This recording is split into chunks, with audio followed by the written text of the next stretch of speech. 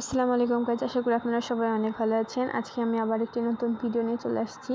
আজকে মূলত আমার একটি পার্সেল আসার কথা ছিল, হঠাৎ করেই চলে আসছে, আমি জানিও না। এটা হলো সাফরান গট মিল্ক সোপ, যেটা আমি কাশ্মীরি বিউটি বাই জানিয়াত পেজ থেকে নিয়েছিলাম। পার্সেলটা পাওয়ার পরে অনেক ভয় লাগছিল, কারণ বুঝতে পারি নাই যে রিয়েল হবে কি ফেক। অনেক তো থাকে ফেক পেজ, অনেক রকম হইতে পারে। পরে বাড়ি আসার পরে আমি আগে পার্সেলটা আপুকে খুলতে লাগাই দিছিলাম। মূলত আপুই পার্সেলটা আমাকে বলছিল অর্ডার দিতে। পার্সেল খোলার পর লোগোটা দেখে আমি নিশ্চিত হই যে এটা একদম রিয়েলি। তারপরে এটা আমি কিছুদিন ইউজ করতেছি মুখে।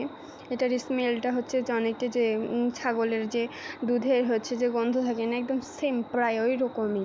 আর মুখে দেওয়া ইউজ করার পর তো মুখটা অনেক তেলতেলে, একদম নরম ভাব চলে আসে। যাদের মুখে ব্রণের দাগ এবং মেস্তা থাকে, তাদের জন্য এই সাবানটি অনেক উপকারী হবে। তারা চাইলে এই সাবানটি নিজের মুখকে ব্রাইট করতে দাগগুলো মুছে ফেলার জন্য ইউজ করতে পারে। অনেক ভালো হবে তাদের জন্য এটা।